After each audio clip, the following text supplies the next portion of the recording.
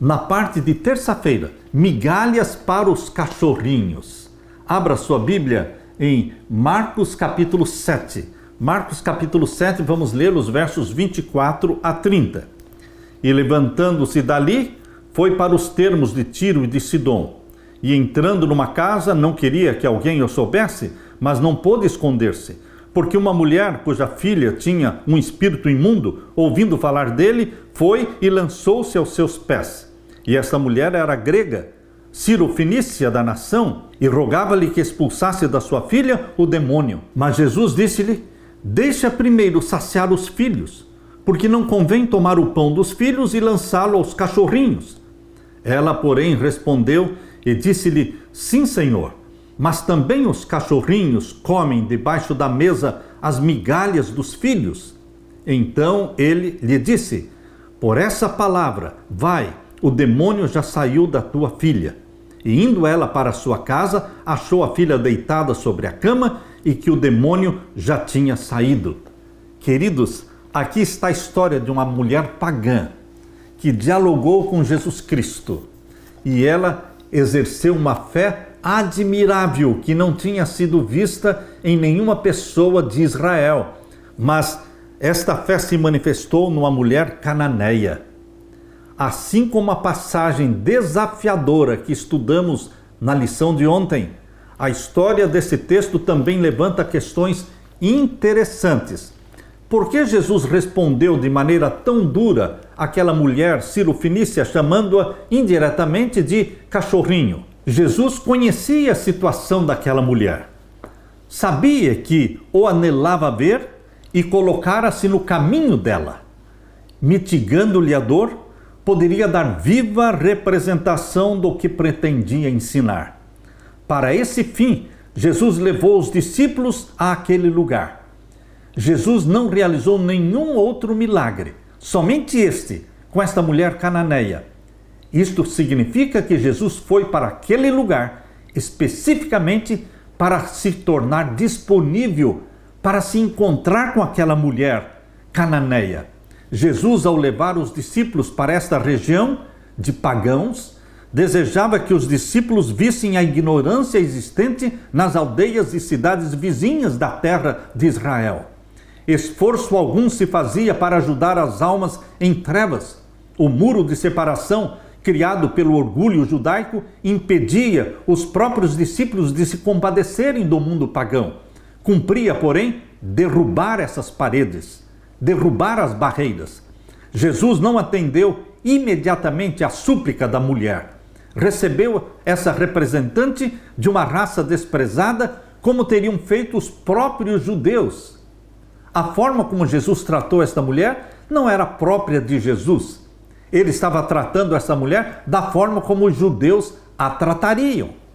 Assim procedendo, era o desejo de Jesus impressionar os discípulos quanto à maneira fria e insensível com que os judeus tratariam um caso assim. Mas, embora Jesus não respondesse à mulher, ela não perdeu a fé. Passando ele, como se a não ouvisse, seguiu o caminho e ela foi atrás, continuando a suplicar. E os discípulos, aborrecidos com a sua importunação, os discípulos pediram a Jesus que a mandasse embora. Viram que o mestre a tratava com indiferença e daí julgaram que os preconceitos dos judeus para com os pagãos eram corretos. Jesus, a quem a mulher dirigia os seus pedidos, suas súplicas, porém, era um compassivo Salvador. E em resposta ao pedido dos discípulos, Jesus disse: eu não fui enviado senão as ovelhas perdidas da casa de Israel. Quando Jesus respondeu assim, os discípulos ficaram contentes, porque eles sentiram que Jesus tinha o mesmo preconceito que eles tinham. Mas, queridos, Jesus não estava agindo da forma habitual que ele agia. Ele estava representando a atitude dos judeus com relação aos gentios. Com descrente ardor, aquela mulher cananeia continuou, insistiu na sua necessidade, inclinando-se aos pés de Jesus Cristo e clamando: Senhor, socorre-me. Aparentemente ainda lhe desprezando as súplicas, segundo o insensível preconceito judaico, Jesus respondeu: não é bom pegar no pão dos filhos e dar para os cachorrinhos.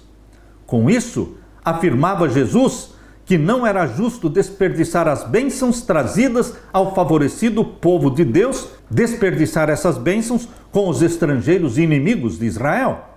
Esta resposta agradou os discípulos, mas a mulher viu que chegara a sua oportunidade. Sob uma aparente recusa de Cristo, viu a compaixão que ele não podia esconder. Sim, Senhor, disse a mulher, mas também os cachorrinhos comem das migalhas que caem da mesa dos seus senhores.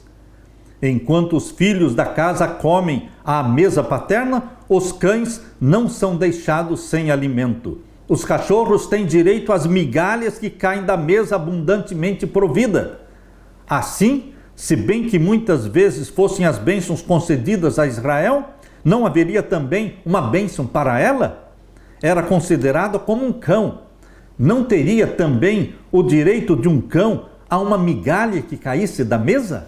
Queridos, ela pediu as migalhas que caíam da mesa do seu Senhor.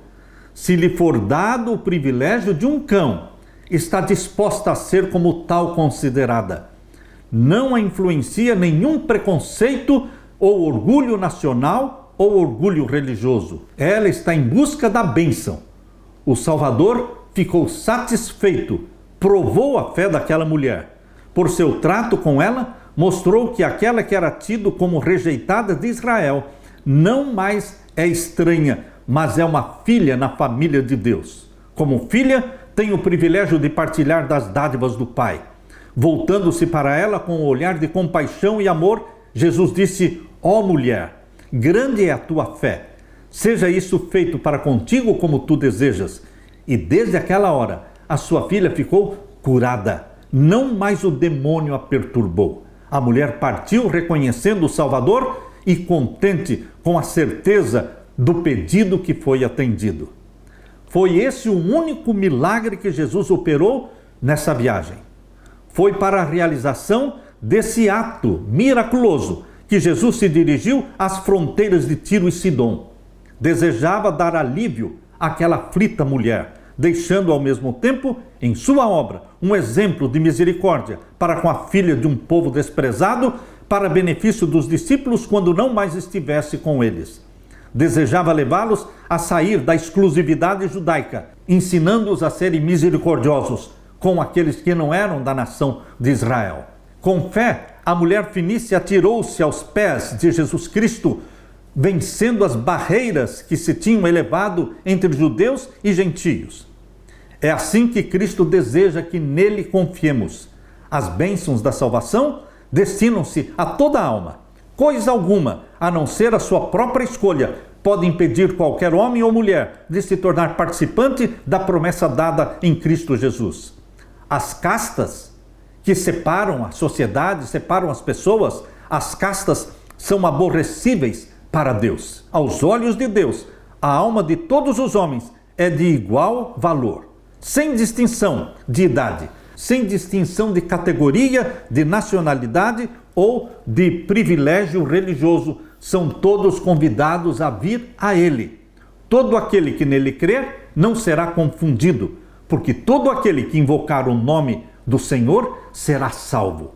Meu querido irmão, Jesus Cristo não faz acepção de pessoas. Na forma como Jesus tratou esta mulher, Jesus lhe provou a fé e mostrou para os discípulos e para todo mundo que existem pessoas no mundo pagão que estão desejosas da bênção de Deus e que são pessoas sinceras.